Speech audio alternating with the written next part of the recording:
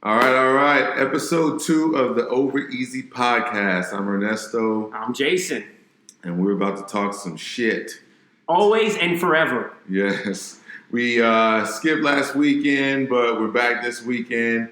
And you didn't even know that, so who cares? Yeah, it was information that I guess they didn't need to know, but we told you anyway because we're all inclusive with everybody in there. So let's get this started today. Ernesto. Oh, yeah. They do need to know. You guys need to know. You need to hit the like button, hit the subscribe button, because when we get to 1 billion subscribers, we're going to give away the biggest, the hugest prize anyone has ever seen on YouTube. Very big. We hope online. We hope we get there. You know what? We don't hope. We know we're going to get there. Oh yeah. We don't hope. Everybody gets to a billion, right? This is no hope. We already saving for it, for the prize. We can't talk about it once again because this prize is too big, and you're going to be amazed by what it is. Yeah. But let's get started today. Let's get started. All right. So, what is on your mind? What has been going on? Well, the thing that's always on my mind these days is the pandemic. And staying alive. I judge my days by if I have COVID or not. All right. 1 second. Remember my dog peed on Jason last time? Yeah, that was not a highlight for me, but it might have been one of the highlights of the show. Yes. So we have them here today joining us for the podcast. One day you'll see them. We like our live audience, the dogs, so like that's why we love this podcast, the live audience. But yes. Getting to the pandemic, you brought up a good point. I had a crazy story that I heard this week about I guess, somebody that I know from another place that works somewhere told me that one of the coworkers tested positive for COVID and came back to work. Came back to work and came and didn't tell anybody that he had tested positive until he came back to work, knowing that he's been around people. Now, I know there's some HIPAA laws and all this stuff that the owner doesn't have to tell anybody of the person that got infected.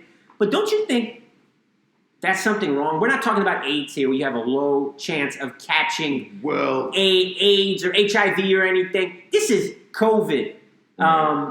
Well, your mask could be off for 15 minutes, and you could spread it to somebody if the guy's careless. Now, to me, he's careless already because he didn't want to tell anybody until he came back to the job and told them, "Yeah, I tested positive."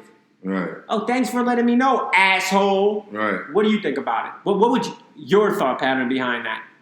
Well, it's kind of, I don't know. I kind of sympathetic and empathetic to both. I don't know which one you use in that situation, but because I get it, the owner I think he has a responsibility to say, hey, someone here has tested positive. I would recommend you all to get tested or something like that. Now I don't know how contact tracing works because you might have to tell. I don't know who tells. Does the person who got tested is responsible for going to tell the people? I think the owner. I think it's the owner's. Like if the person who tested positive gives permission, I think, to the owner to tell them, he can go ahead and tell everybody. At that point, they can go get tested. I mean, if the owner's nice, he'd go have everybody go get tested on his own dime. Right. Because you're in this situation where this guy brought it in. And now everybody could be infected with it. Right. My issue with the whole thing is, one, I think that shows a lack of humanity in a sense, right, from the person who had it. Now, did the person come to work and tell everyone he tested positive? Well, my understanding was he told them after he got back and said he was testing negative. He tested negative now. Supposedly he was gone for three to 4 weeks. So everyone knew that he was... Nobody knew because, yes, you can make assumptions, but you don't know either. I think it's up to the... I get it, but it's up to the individual. Now, my thing is, okay, so I'm next to that guy for an extended period of time. He has it. I think I'm fine, but I'm going everywhere else now. to people that I love. Not people in general, but I think I'm fine because, I'm going to my parents. I'm going to my job where I have to wear a mask, but still, there's break rooms, there's everything. They allow you to eat with your mask down in the break room and stuff. Right. So now, if I'm that person, now I have to tell everybody because I didn't give them these information. So now I'm walking around possibly infected, infecting other people, not knowing. But this person had the information and didn't say anything. That's where I think where the problem is. It's like if you're doing your own accord and you're home and you did it and you're not working anywhere, that's fine. That's on you. But when you infected other people that you work with every day and you've been working there, there's a decency factor there as a human being, I believe, that you have to tell. Okay, now I'm back to I switch it.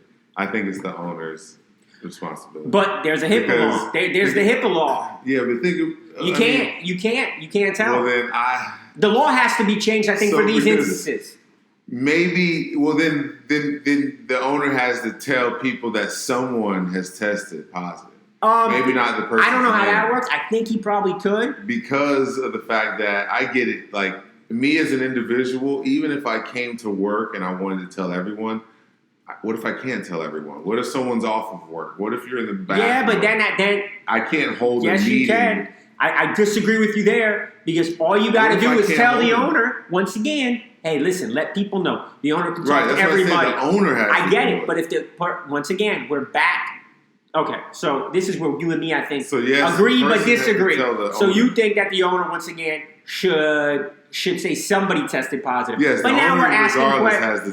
But now we're asking questions. Who's tested positive? So I don't know how that works, right? In the scheme of things, right? I don't know how that works. Now people are asking each other, who is it? Who is it?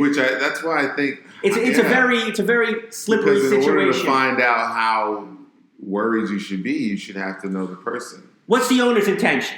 Okay, so is the owner worried that he might lose money? Right. Because one. I don't know how it stings. I think if you go get tested. I don't know this, but you have to say where you work.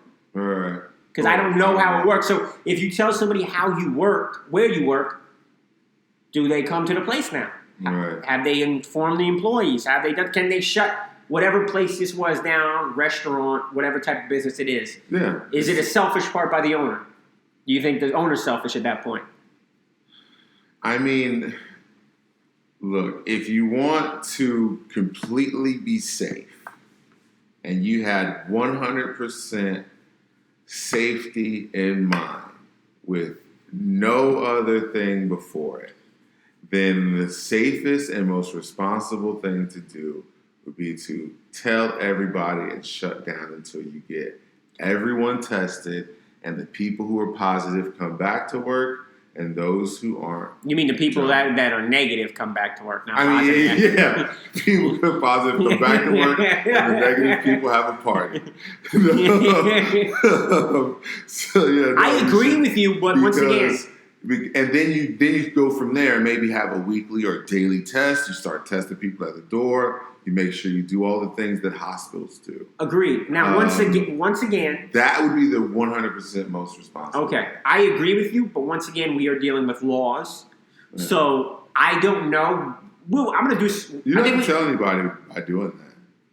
The problem is now we're all kind of like somebody's been infected. If it's a big business, small business, I don't know what the deal is. But you don't have to say a name is the HIPAA. I don't have to do. You don't have to use a name. But now I don't know if it's a slippery slope. Because now people are going to start, is the person been out for a long time? So you kind of know who it is. Kind of.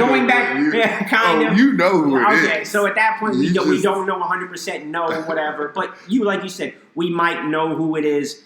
But like I said, it's a big factor, I think, in general. I don't know who the blame falls on. I think there's blame on both. I agree with you on that. The owner needs to take it upon himself to do something at that point. He cares. Like, that's what I mean by... Because I think money plays a factor.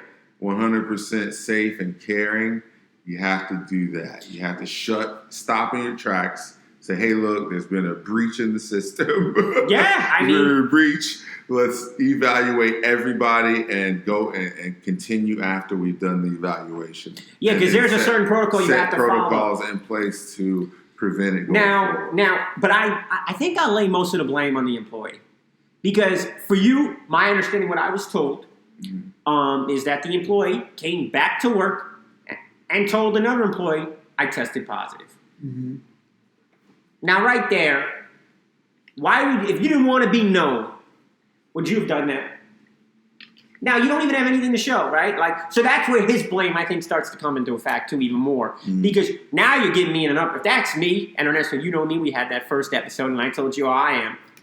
Man, I would have, if I could fight somebody in the air like an air guitar type of thing, because I'm not touching him at that point. But are you saying you didn't want him to say anything? You see, now we're getting to a point of, why'd you say anything now? You know? So it's very difficult. Like, what do you want to know? I would love to know at the beginning. Yeah. Now I'm like, why are you even in here? Now, granted, I don't know what if he doesn't have everyone's phone number? What if he doesn't? But once again, liability goes back to the owner. So we're going back and forth. That's what I say. The owner. Now the owner has to say. Now, because he has everyone's number. Me personally, if he didn't tell the owner, I'd fire him. Now, I don't know what that is. Well, right. I'd fire him because I'm like, you're putting me and my staff in a hole. Does he have to tell the owner?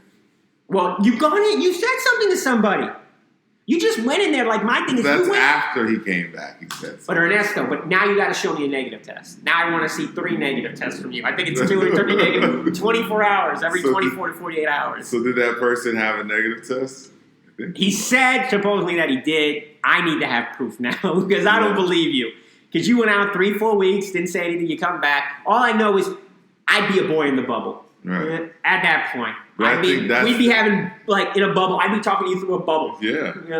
Because now the problem is like I said, for me, I work somewhere that I would have to go tell my boss at another place if I had this job where this guy was at. So, like, if I worked this job and I worked another job, I would have to go to another place and tell. Now, he told me. Now, it's 3 weeks after he told somebody. He says, but now I got to tell these people on my other job, listen, I might have tested. But now you're impacting maybe my pay. I don't know what this thing works, even though you're supposed to get paid, but I don't know how these things work. Now, my company that I work as a second time, or maybe you've been by me or whatever, there's a domino effect to all these things. And too many people are selfish and don't realize it. Well, if I get infected, no big deal. Yes, it's a big deal because if you get infected, it's pretty sure, most likely, that you're infecting somebody else because at some point you were careless. Right. Regardless, maybe you meant to be, maybe you're not meant to be. But the people that have this attitude saying, well, it's just me, that's it. No, that's not it because I'm telling you, I won't say 100% because it's not the 100%. About 99% of the time, maybe, that means you're careless. Right. I don't care means you're careless. Yeah. I don't care. Right. That's anything in life. I don't care. Right. I don't care what happens. That means you're careless. Yeah. That's just me. Okay, but you are the problem and you have made other people at risk because of your stupidity, whatever you want to call them. I'd fire him, but that's just me. Yeah. But on to better and bigger. But I still think ultimately the owner is responsible. Well, I think because he has the responsibility to care for the employees. He doesn't have to say the person's name, but he can say, "Hey, you guys have a choice to come into work today. Someone tested this. Now the person's back at work who tested positive, but they have given me a negative test now. Yes. So." Now you can still at this point. Yeah, so what we're going to do now, you hear me and Ernesto's thoughts on it. We want you to send us an email, tell us what your thoughts are. Ernesto, go ahead, give him out the email. You know what? I will give him out the email this time. Yes. Yes, I am, it is over easy. Sorry, we're still getting used to this. This is all new to us, man. We're just getting used to all these emails and everything. So the email is overeasypodcastnetwork@gmail.com. That is overeasypodcastnetwork@gmail.com. Go ahead, drop us your thoughts. Let us know what you feel. Yeah. What would you do in that situation? Just let us know. We want to hear back. Who's responsible and what you guys think. Exactly. So, on the subject too, I went and early voted today. Hey. Yes. I had a part. mail-in ballot. I said a couple months ago, there's no way I'd walk into a polling station. But what happened? I got the ballot, and when I opened it, I ripped it by mistake. So he was like, nope. I can't do it now. That would have been one reason for them to throw that right out of Yes, here. I had to go in there and early vote. It wasn't bad. I was there about an hour today. It's pretty cool. Like I said, I've always gone into the lines and stuff. I got there early this morning. It was a pretty smooth process.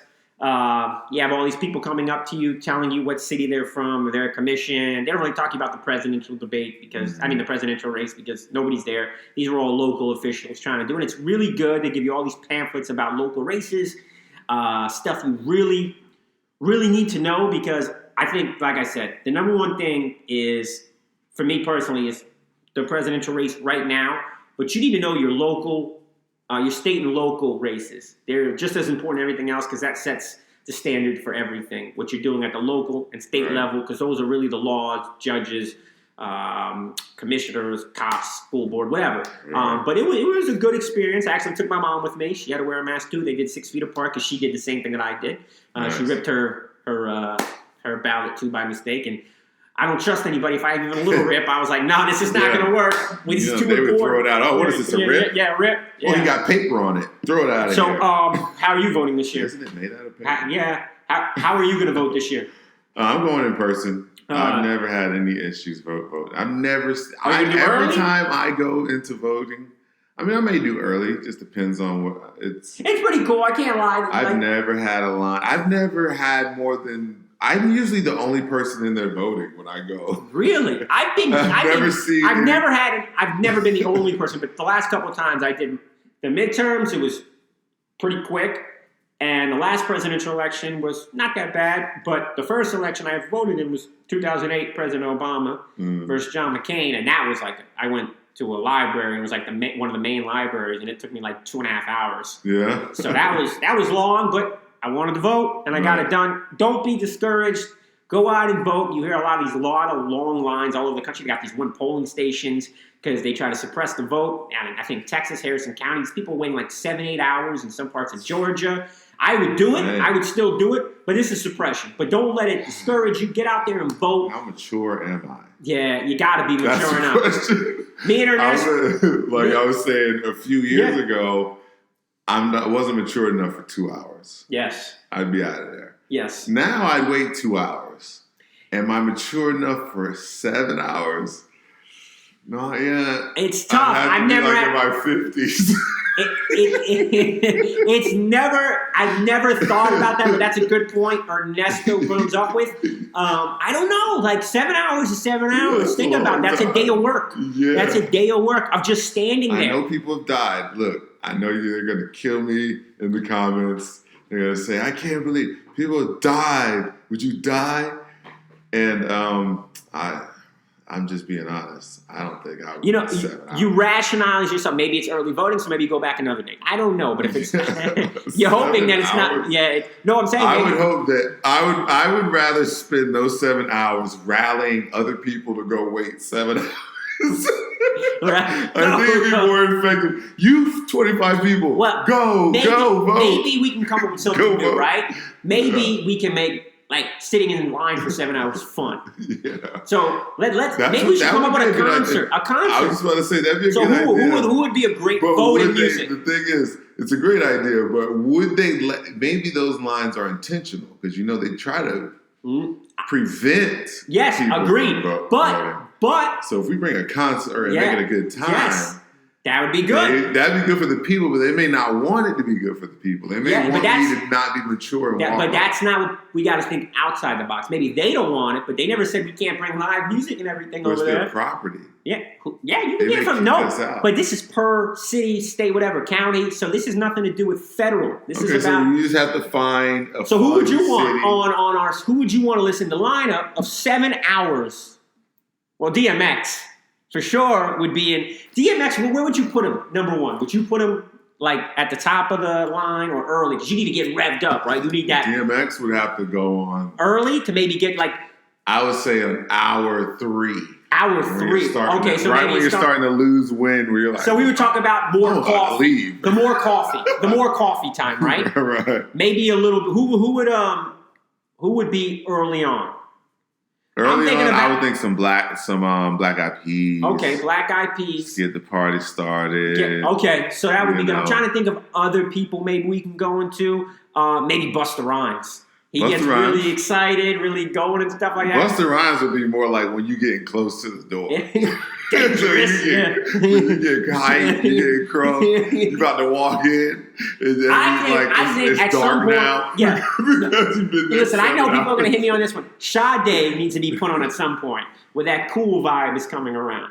Sade needs to be at some point of this line. Let's try to figure out what point she'd be at, because when you get there, I don't want Sade. Because I'm trying to stay awake at that point. Because maybe it's early in the morning.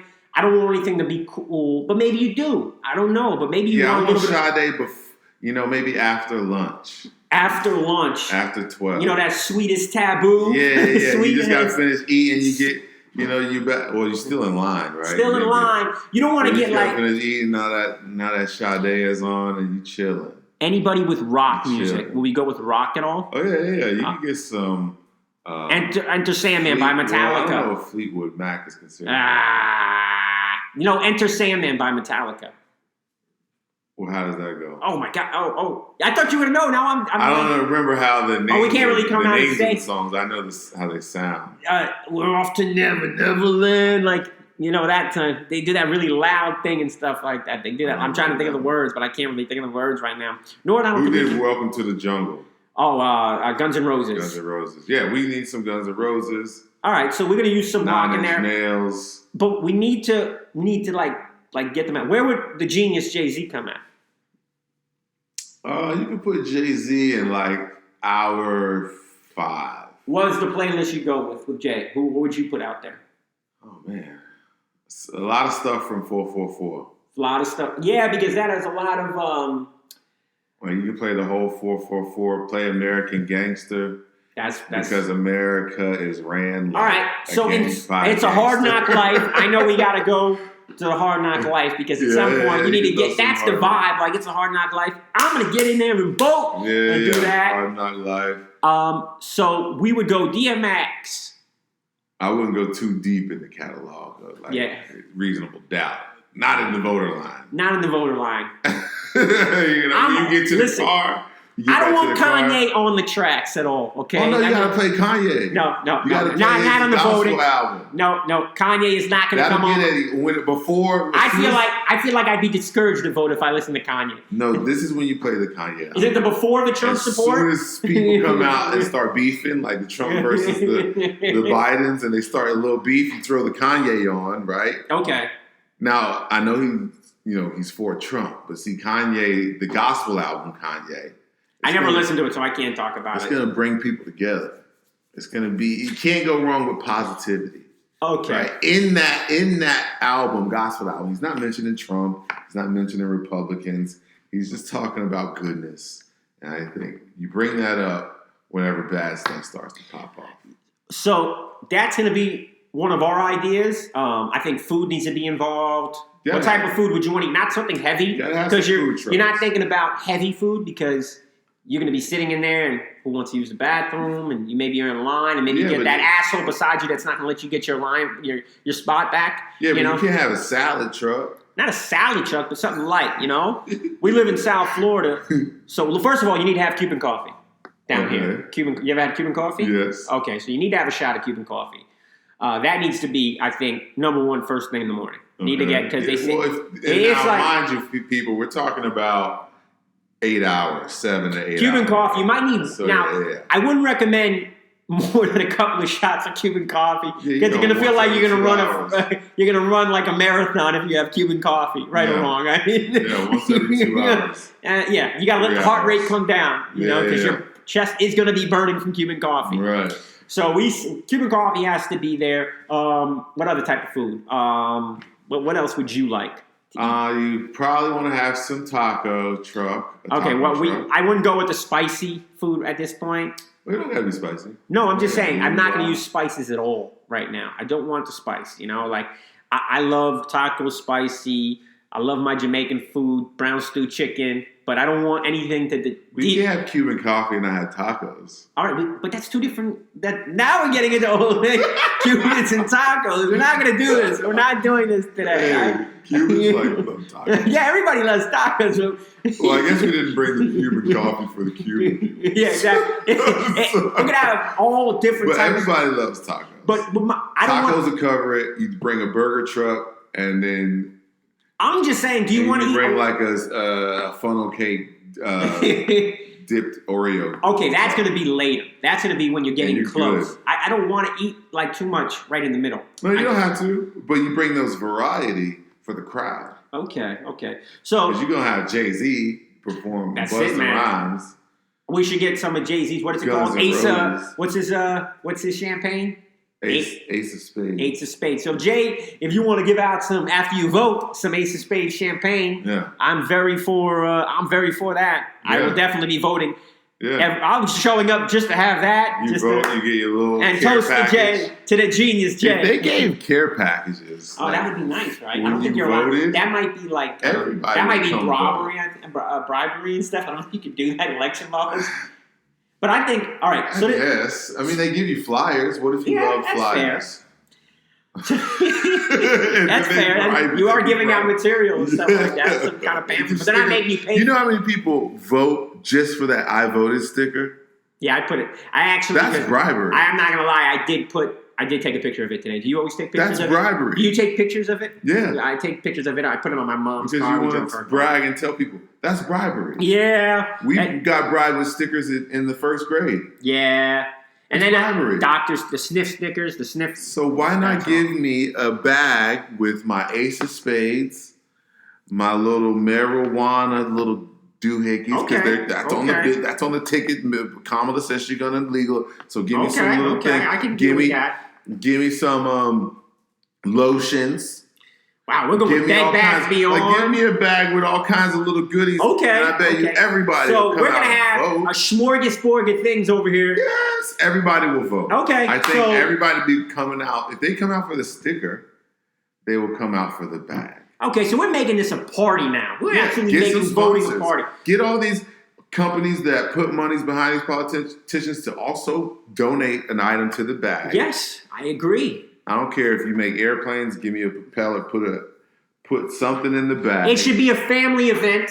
Yeah. You know, the kids can go out and play, maybe a little thing over there while they wait. They can't vote, but maybe they can go out and go to a park or something, have stuff for them to do, painting, all that stuff. Give back. So, okay. Give back to the anybody elected officials. And the community will come out and take any elected officials want to get with us. Me and Ernesto have some great ideas, and maybe 2 years from now in the midterms, me and Ernesto, we would love to run your election day festivities. Yeah. Just to get it going. But let's ask the audience, please. Like I said, our early Over Easy Podcast Network at gmail.com. Give us your ideas, what you think would be good, food, entertainment, stuff that we have in care packages. We want to know all this stuff. What do you think would, make your voting day better or bring out more people to vote? Yeah. And just let's just see what you think and give us some ideas and we'll go with that. I mean, there's some. And they need to live stream it. Live stream vote. I do like that. Why haven't we live streamed voting lines and stuff yet? Interviews, everything. Yeah. Just live because people want to. We will have a podcast there in 2 years. Me and Ernesto. Next one. Midterms. Me and Ernesto will be out there. We're going to pod right there. Yeah. We'll go to early voting. We'll go to same day vote. I mean, the election day. We will get out there. We'll have a podcast out there. That should be fun. I think they'll allow us to do that. Yeah. So we'll go ahead. Give us all. Yeah. So let's go ahead. Give us all your ideas. Send that to our email.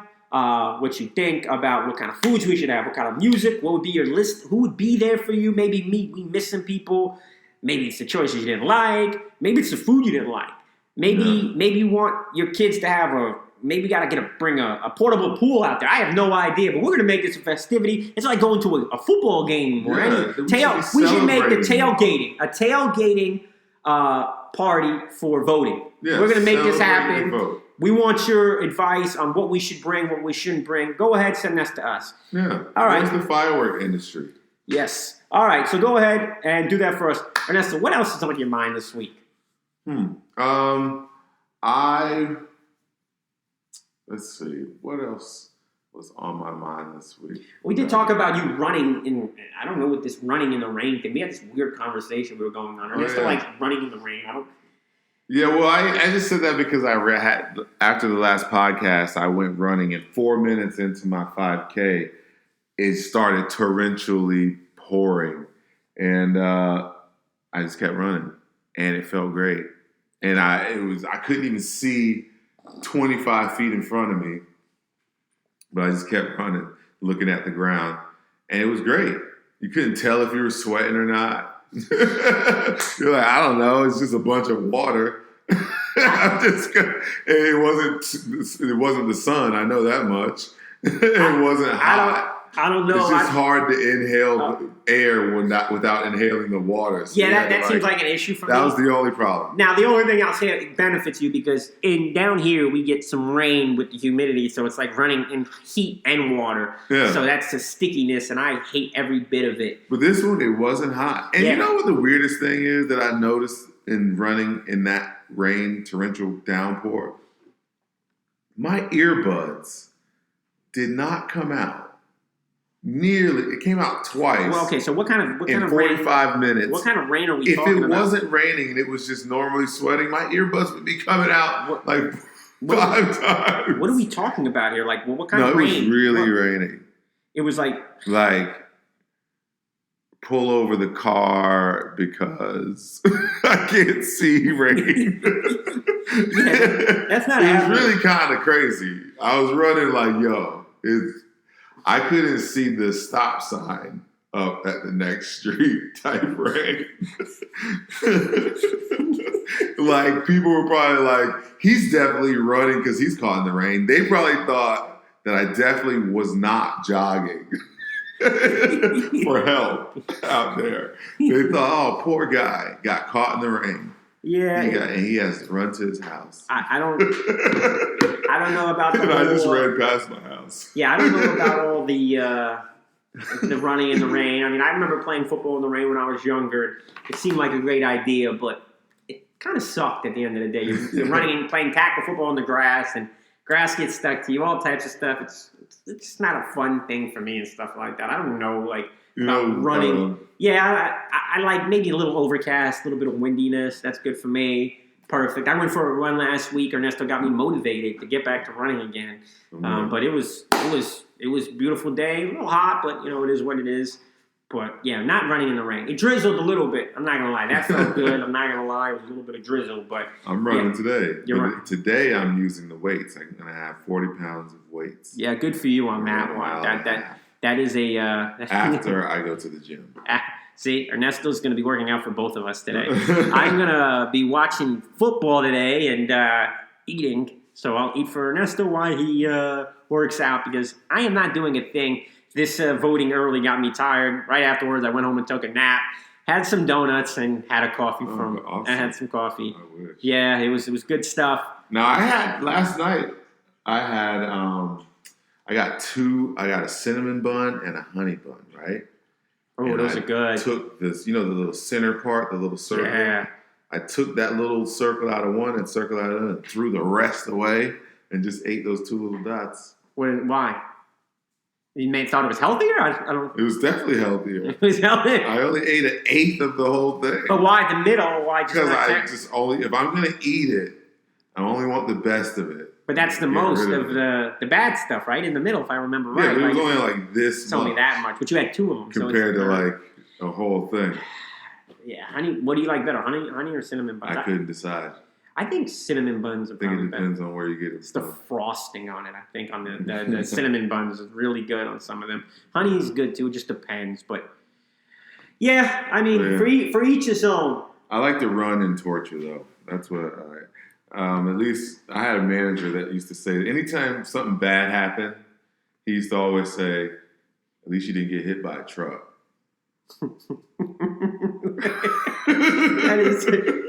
And you just look at him and think about it, and you're like, well, shit. It makes sense, but you're like, shit, I do not want to get hit by a truck right now. That is so awkward to say. Like, it is. Your manager the first time he said it, I stared at him, and I was like, what? And then I thought about it, and I was like, you know what?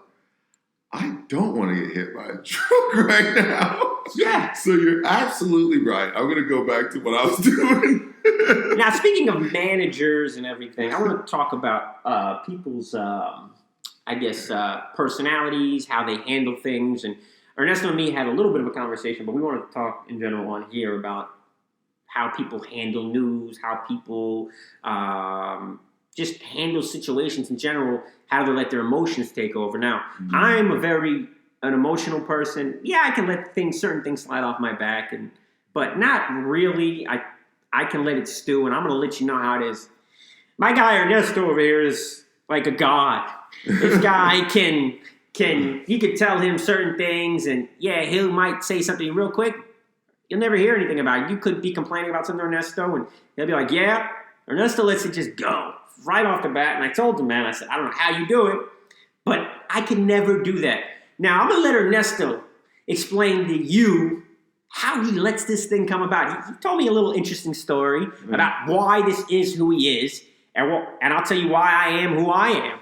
But go ahead, Ernesto. Tell him how you can let things slide off your back, and it's like a zen to him that I don't understand how he does it, but I'm very curious, and I wish I could have that. But go ahead, Ernesto. Tell him a little bit about how you're so zenful and how you approach things when people are so panicky or bad situations happen to you, and there's some way you could just let it roll off your back and seem like it doesn't bother you. How do you internalize that? Go ahead. Well, thank you for realizing it. I mean, I know it because it was a skill that I had to build up over the years, but it was triggered from having a crazy sister. So from that, you had to learn how to not, recognize that they're crazy. So now you can't, and they're your sister, so you can't like kill them or do nothing crazy. You can't so you got to learn how to deal with this. So within that, you got to figure out how to stay sane and not be crazy also. And you kind of got to go crazy to do that. But so the way that I did that is when things would happen that I would be upset about or sad about, I would say to myself, it was almost like a game that I would play with myself. I'd say, okay, I'm really upset right now. I'm really sad right now. Let me see if I can smile. And then I'd smile. I'd say, okay, I did that. I smiled in a moment where I didn't think it was possible. It was like a game. I could be crying. I could be whatever. It's like a game you play with yourself. Right. And so building up that skill made it easier and easier to realize that although I'm feeling an emotion, I can change that emotion because it's something that I can control. But my question is, how do you release it? Like, what's your release factor for that? Because you can't keep it internalized forever because it's not going to be healthy for you to internalize it. Because you'll blow up on somebody or go on a mass shooring. Well, I don't think he ever would, but that's some people, that does happen to people. Right. It's kind of like that saying, at least you didn't get hit by a truck. I realized that things can be a lot worse. I look at my situation and I say, wait, let me take a second. Is this the worst that could be going on right now? Did this person just say the worst thing they could say to me? And is them saying the worst thing that they can say to me the worst thing that could happen to me? Is this, you know what I mean? And I realized probably not. So I'm just going to keep it moving and prepare myself for the worst thing that could happen to me. You know what I mean? And that's kind of how I do it. And also I have a motto in life where I want to smile and laugh more than I cry and frown. So I even to the point to where smiling during bad news or bad situations is a reflex. I have to tell friends, ahead of time, hey, if you tell me bad news, don't mind me if I'm smiling. Don't punch me or something or think that I'm being inconsiderate if I'm smiling while you're telling me something bad. Because it's a reflex now of mine that I've been doing since it's a mechanism, like maybe a defensive mechanism for when I encounter or hear bad news, I'm smiling. I just smile. But you internalize it in a way where it affects you, I guess, still. Right. But you don't outwardly show it. Right, so, right. My question is how do you recognize it or internalize it? What is your relief? What is your almost like, okay, I'm gonna let my guard down and be okay. I'm gonna let this sink in. And how does it affect you in that sense? Like, how does it affect you? Say bad news or whatever. You got to really internalize it. I'm not talking about the run of the mill things, but if somebody tells you something that I guess not, it doesn't always have to be devastating, but something that's upsetting to you. Mm-hmm. How do you, like, when that goes away, how does that affect, like, how do you release? Well, I mean, I try to think about what it is and try to rationalize it and figure it out and rationalize it and try to look at it from all kinds of angles to help with closure of that situation. But, you know, even if I can't get that type of closure or get that type of insight, I just, if I know that there's something else worse that could be happening to me, then it allows me to let it go. I just keep it moving. I just keep it moving. Now, you know, like it has to be big things like my mom passing away. Something big like that can make me maybe express something that, like, instead of smiling, I would maybe cry. But, you know, how often does your mom die? Yeah, I mean... So it's not a lot of things that can get me to do that. It's like a few and far between. Yeah, so me, on the other hand, I come from I guess, a crazy family, so on. Nothing, like, gonna kill anybody or anything, but a crazy family, so I guess chaos is a part of my growing up, so I can't let things slide. We talk, and, you know, you have conversations with certain people in general, coworkers, whatever. They do something stupid, and I'm going to be honest, I can't stand stupidity or lack of common sense. It does annoy me to the fullest, and I've had conversations with Ernesto, and this is so funny. I'm over here stewing, and he's just, Ernesto, like, just saying, yeah, man, and then moves on. And I'm like, this guy does not let anything get to him. Me, on the other hand, no. I will tell Ernesto for 10 minutes without him talking, and I will tell him what is annoying me. And Ernesto's like, yeah. And that's it for Ernesto. Me, I'm going crazy. I am going nuts that this person is pissing me off, and I just want to throw this person against the room. And I'll let this person know who's aggravating me. Ernesto's seen this before. That I will let him know how I feel. You're an idiot. You stupid son of a bitch. Whatever. I don't know how to keep that quiet. My upbringing has shaped me in that way. And it's something I admire about Ernesto, that he can't let it get there. But me, no. Go fuck yourself is my answer to that. And Ernesto is a god where he doesn't let these things get to him, and he knows how to internalize it. Me, no. Yeah, I am going to tell you what it is about. I'm almost interested in what makes me upset. We gotta find that, though. Like, you know, nothing malicious. I'm like, wow, I'm getting upset. So maybe we should... Let me figure this out. Okay. Let me dig this. It's almost like that's when the fun starts. Okay. So I don't want it to be like pushing your buttons per se, but we need to figure out. I guess this could be an exercise of what ticks. Let me pause for a second, because this may help. I also used to work at a call center where I took incoming calls. A lot of shit. Upset at products like Oreos and all kinds of, like, I work with Kraft. So I would hear, this sucks, and this is a piece of shit. And I would just be like, I'm sorry that happened to you. It was the perfect job. You're the guy that I hate. It was the perfect You're the guy that I hate. It was the perfect job because I didn't care that you were upset. I was so interested in what made you upset and it was a game for me to start off you upset, and at the end of the call, you love me. That was so fun. I would love people, and then I worked at AT&T. I was a manager. Someone comes in, irate customer. Who wants to deal with it? I do. I raise my hand because I loved it. I'm like, oh, yell at me, please. I want to hear how you're going to curse me out. So what we're going to do is, we're not trying to make this into a laughing matter, but I'm very intrigued to see what makes Ernesto tick.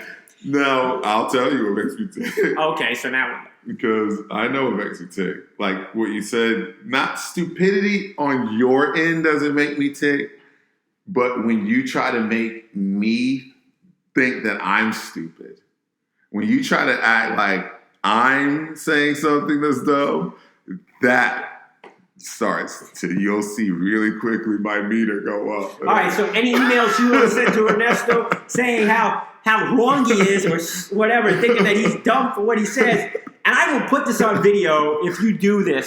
I promise you, I want to see what makes this man tick. Not as a mean exercise, just to see what makes this man tick. So, yeah, this is a little mind of Ernesto, mind of me. You'll get to know us a little bit more. I guess the tick, what makes me tick all the time, what never makes Ernesto tick anytime. It's not a lot. But those are a little bit insights into both of our brains and how we work a little bit. That's why we're different, of course. Because I'm kind of, I guess, a sadomasochist in a way. Because pain, bad situations, that's why I love crucial conversations. I'm interested in the frustration and the tussle, not so that I can tussle, but so I can figure it out. We should have named this podcast Ticked Off. Like one of my suggestions for when I have pain, like an injury, I focus on it. Like someone's like, oh, my leg hurts. I go focus on the pain. They look at me like I'm crazy. I'm like, no, focus on the pain. What you'll realize if you focus on that pain is that it doesn't hurt as bad as you think it does. You watch Karate Kid way too much. And I don't know. That's just how. So it also, that's how I approach problems and how I feel when things make me feel bad.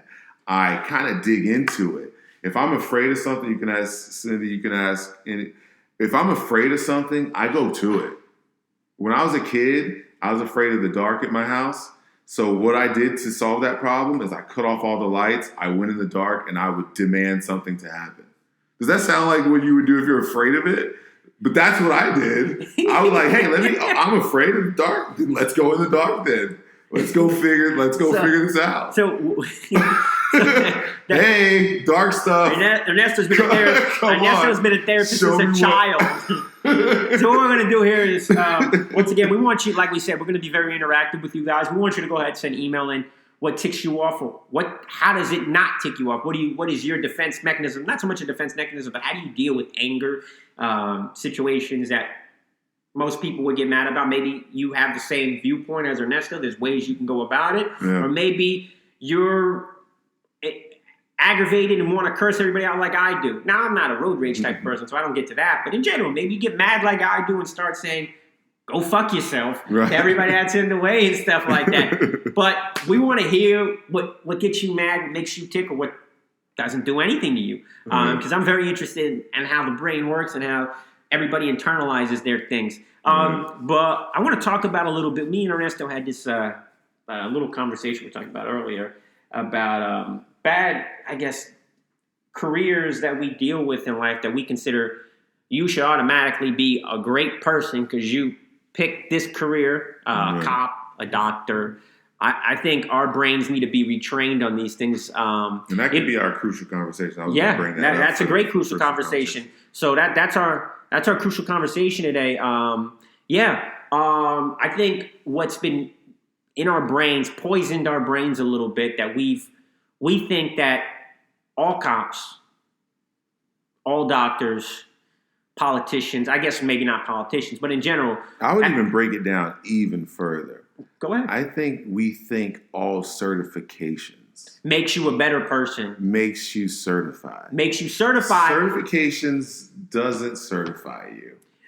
Yes. I don't think completely. But my point is, and we're going to get to that a little bit. Even from driver's license. Yes. But my thing is like this. But we're talking about a badge, a doctor, being a doctor, a politician. Absolutely. This makes you a step level on everybody else. Like you automatically come perception-wise that you do everything right. There's nothing you do bad. Right. And this is what this, I guess, I would say this country, because I don't know about the world, but I'm sure the world too. We think we have to do this phrase that not all cops are bad. Right. Okay, well, this is just a bullshit phrase, okay? Because we all go through life problems and stuff. So we let a cop have a bad day or not, and he goes out there and he unjustifiably kills somebody. These are just human beings that we put, that any one of us could do these jobs, I can tell you, just straight up. And we think that they're great human beings, and we have to say these are great people, and the doctors, they know more than us, and some of these people are just bullshit artists that have mental issues or whatever issues they have. The problem is that any old person is doing the job. Yes, and we think everything, if you become these, you're exceptional. Right. You're an exceptional. No. All you're doing is you're using, I guess, yes, there is a certain intellect on some of these jobs, but as a cop, all you got to do, right, is not commit a crime, Yeah. I think once you're a cop, I think there's other rules that go about it, or not too many rules you can apply at other jobs. We'll get into that. You meet all the check but marks. once you meet everything, you haven't had a mental outburst. You go through this flimsy, I guess, not a real psychological test or whatever, but you get a badge, a gun, whatever. You pass the physical requirements. You're a cop. Right. But they don't know your makeup. Right. Because they don't know what makes you tick, or maybe you haven't had that situation but you have all the power. Right. And then there's even a bigger thing, we'll get into it, but a little bit now, about they let these cops in certain areas that have never been. We were just talking about this in one city, in a beautiful city. This person lives in, we'll say, a great Bal Harbor, right? This person lives in Bal. It's a beautiful city in Miami, really rich area. This cop lives out there, but he's going into an inner city that has a little bit of issues. Yeah, he's patrolling 40 miles away from his home. Exactly. So he has no background. And this has been touched on a lot, but these are the things that I think that need to be brought up. So this cop is in an area he doesn't know. Right. He wouldn't be there if he wasn't at work. Yeah, exactly. There's no need. There's no reason for him to be there. He wouldn't have these conversations. You would hope that individuals in life would, but it's just not how this world is built. Right. Like, how often do you go to Miami or West Palm? Exactly. I mean, anything in general. You just don't. So you don't know the leaders in there, the people that you surround with. You're just there. I'm going to patrol this area. Right. I'm the law and order, and that's it. Right. Now, once again, I'm going to do the paraphrase. Yes, we know all cops aren't bad. We're not saying that. But what takes to be a cop is kind of bullshit. Right. You know, there should be more higher standard to be a cop. Right. Yeah, I mean, this should be like being the president of the United States. Right. I guess what used to be the president of the United States, but this should be like being the president of the United States. And it should be constantly checked, like the accountability. Like, you shouldn't have to wait a year to recertify this and check this. Every week, you should constant evaluation, mental evaluations, therapy session. Therapy sessions. Every Friday, you get a therapy session. Every month, you have to do a new training for mental training or how to handle a better situation. You should be constantly. You should be the most training motherfucker out there. I'm not 100% sure, but you might be able to get. But I think if you shoot somebody, you have to come off the job for a little while. They put you at desk. I think that's. I'm not sure. I think it is. I think anytime you fire your gun or hit some, they take you off the force. But why do we even need to get to that point? I don't know. Like, why we have to shoot somebody to be taken off? Like, not get that. There's some situations or whatever, but we need to definitely. There needs to be more impact on or more. What is it? What's the word? Emphasis on what to become a cop. Like, you have to pass these. These got to be so hard to be a cop. Right. This has to be the hardest job in the world to be a cop.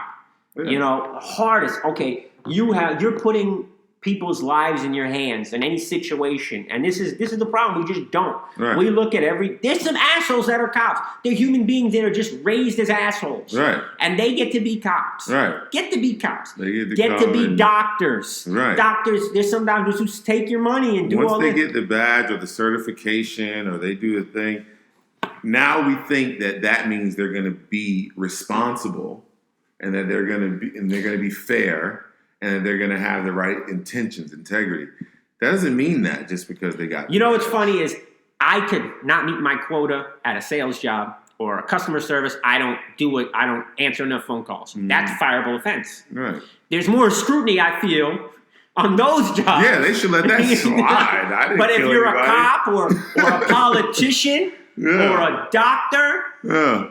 Or, you know, it almost takes forever to get these guys out of jobs. Right, like, that's true. You can do anything. You can have all types of things. Like if I make a comment at work, just an inappropriate, whatever. I'm not saying there's certain things that you should be fired for, but if you make a comment at work that goes against things, that gets you fired, which I'm not debating that it shouldn't get you fired. Mm-hmm. But just like in any other job, you know, like the President of the United States is saying all these crazy things. Shouldn't we be getting kicked out of the highest office in the land for saying some crazy shit? We need to reassess our values in this country. Our values are so fucked up than what we do in life. Like, we put more emphasis on people accountable in low-paying positions. Right.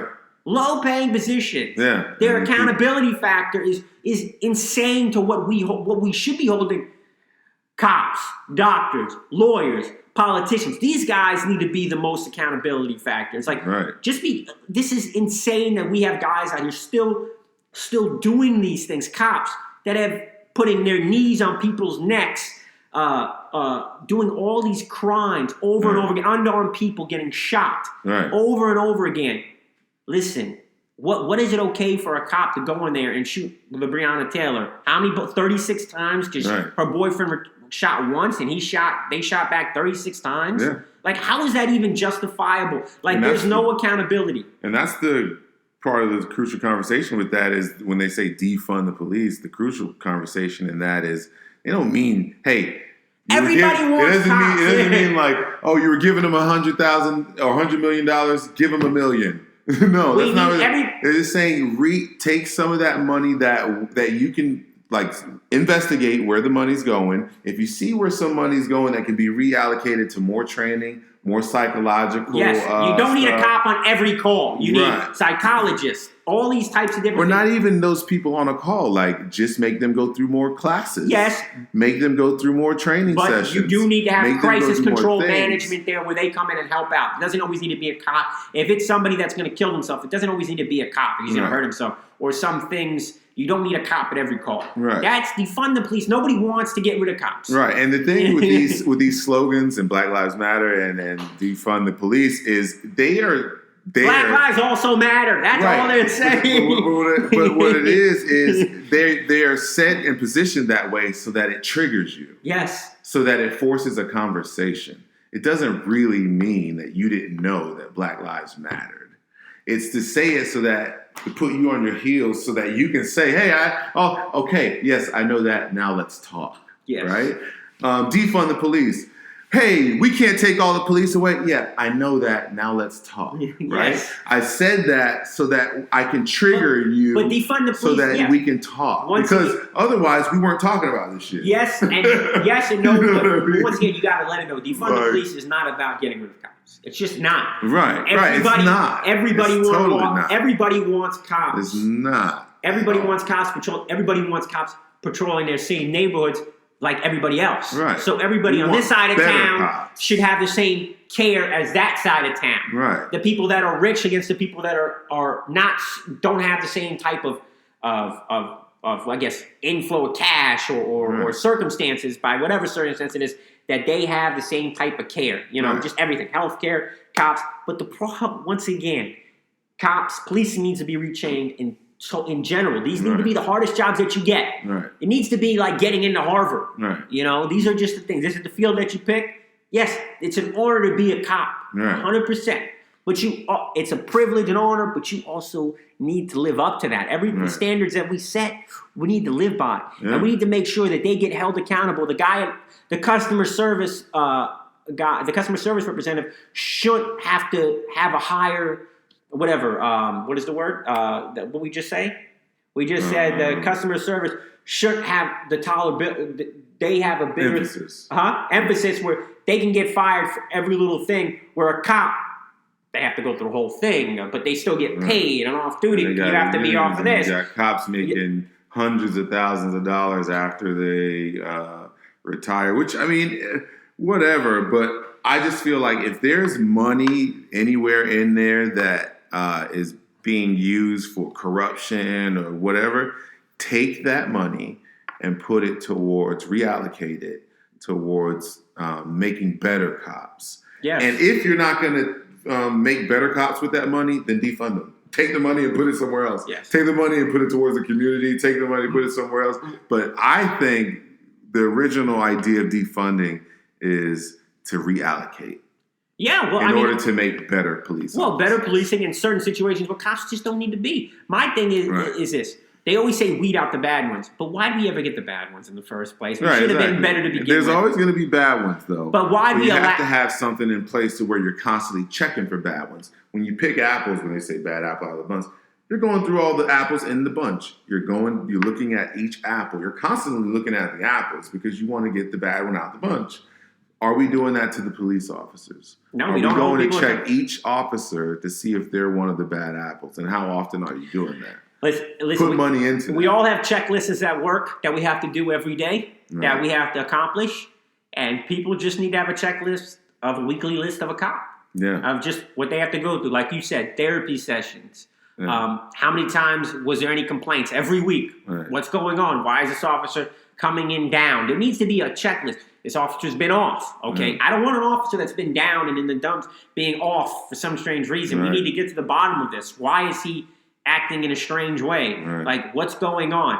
Now, some places are trying to propose no cops and just, let the citizens figure it out. I don't know about that. Yeah, that. I mean, it is. Hey, you gotta show me. I didn't hear you gotta about show that, me but a if that's working the case, example. Yeah, I think what we need to do is just reinvest. I don't trust y'all like that. I think you should be certified to protect. Like people. everybody says, reimagine what policing looks like, and do it the way that we hold every other lower tier jobs accountable for what they're doing. And like I said, doctors do the same. Doctors need to be accountable because we had a big conversation. Reevaluate those guys. Reevaluate. Politicians are the number one things to me because they get away. Politicians have no accountability in a lot of ways. Like I said, in the highest office, there's no accountability. Right. One party, it seems like a lot more unaccountability than the other party, Republican Party. That we're not going to get into that fully. But like I said, these are the conversations we're going to continue to have because I think people need to realize these are big deals. Like we shouldn't have cops out here shooting unarmed people because of the color of their skin. Right. I mean, these are just insane times that we need to hold people accountable, and the way to hold them accountable is from the start. Yeah, from the start, and have built-in things in your system to check that.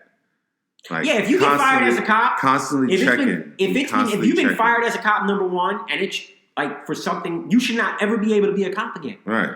Not in another city, not in another nothing. Do you understand that if you don't once you get out of the post office, you can never be rehired if you get fired for any reason. Right. But a cop can go to another city and get rehired. Yeah.